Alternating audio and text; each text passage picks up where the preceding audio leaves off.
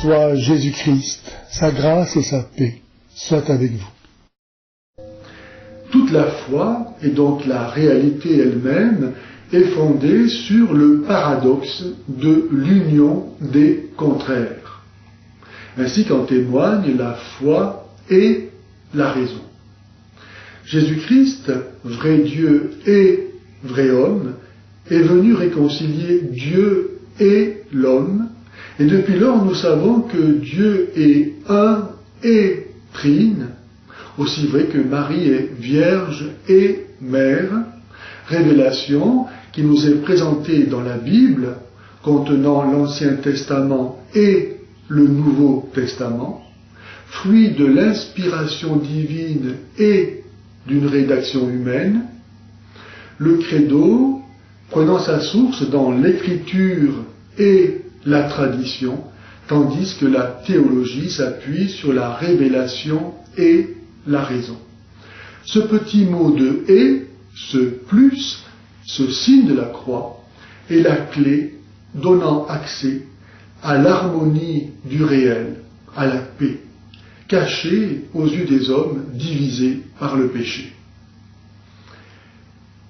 Jésus-Christ n'est pas venu seulement réconcilier Dieu et l'homme, il est venu réconcilier les hommes entre eux, les Juifs et les païens, au sein d'une seule et même Église catholique, c'est-à-dire universelle.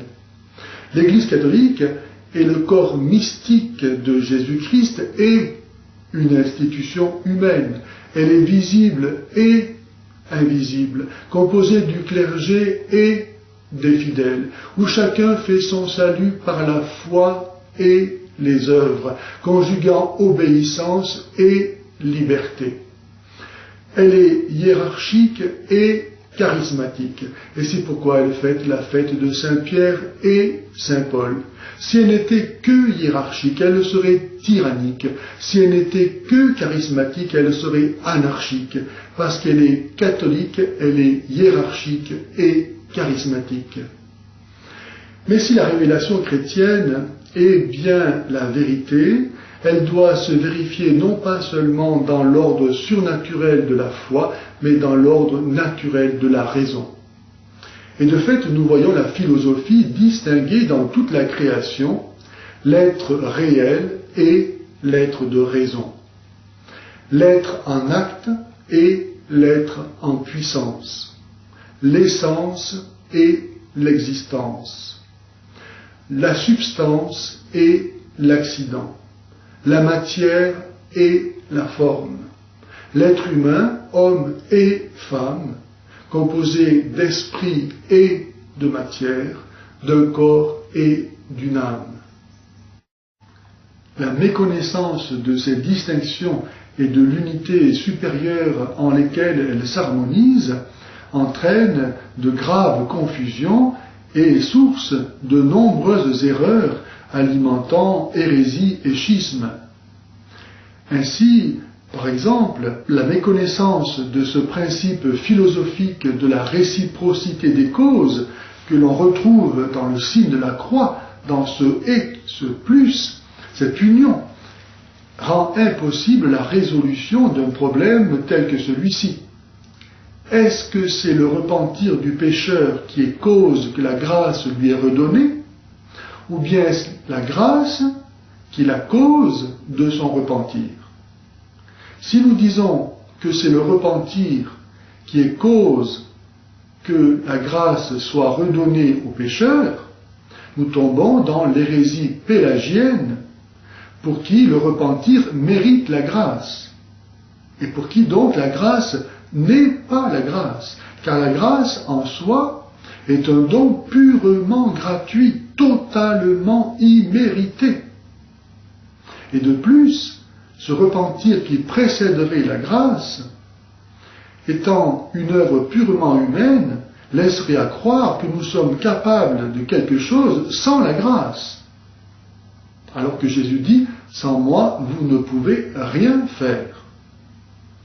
À l'inverse, si nous disons que c'est la grâce qui est la cause du repentir, nous tombons dans l'hérésie calviniste ou musulmane, pour qui le repentir n'est pas libre, parce que la grâce ne peut pas être refusée.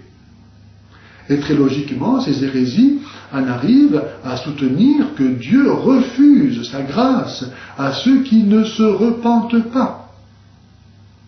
Où l'on voit donc comment foi et raison s'harmonisent parfaitement dans la compréhension du réel et la connaissance de la vérité. Ainsi, si dans l'ordre de la causalité matérielle, le repentir est cause que la grâce est redonnée aux pécheurs, dans l'ordre de la causalité formelle, c'est la grâce librement reçue qui est cause du repentir, auquel elle donne sa spécification surnaturelle. À la lumière de la croix qui réunit le haut et le bas, Dieu et les hommes, la droite et la gauche, les amis et les ennemis, en un même amour, le catholique est appelé à réaliser l'union des paradoxes, à tirer de son trésor du neuf et de l'ancien, en se montrant candide comme une colombe et prudent comme un serpent. Le signe de la croix est le plus ancien, le plus universel, le plus éloquent signe de réconciliation.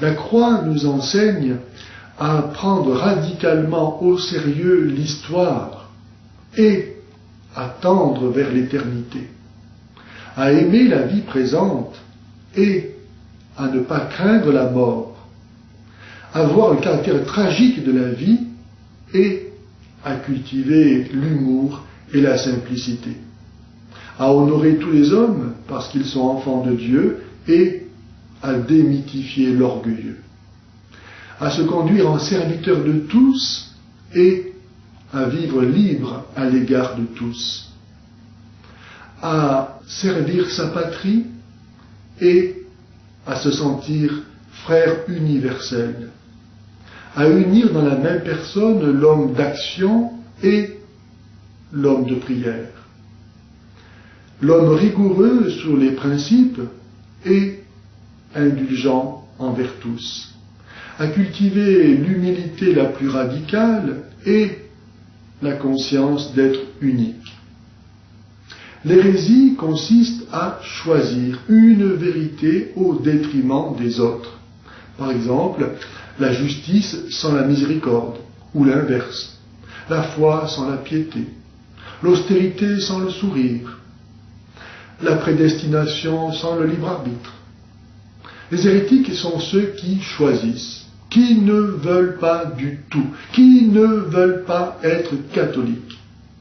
Cependant, aussi vrai qu'il n'y a qu'un esprit, qu'un corps et qu'une espérance, comme il n'y a qu'un Seigneur, qu'une foi, qu'un seul baptême, un seul Dieu et Père de tous, par tous et en tous, il ne saurait y avoir de salut possible en dehors de l'unité catholique.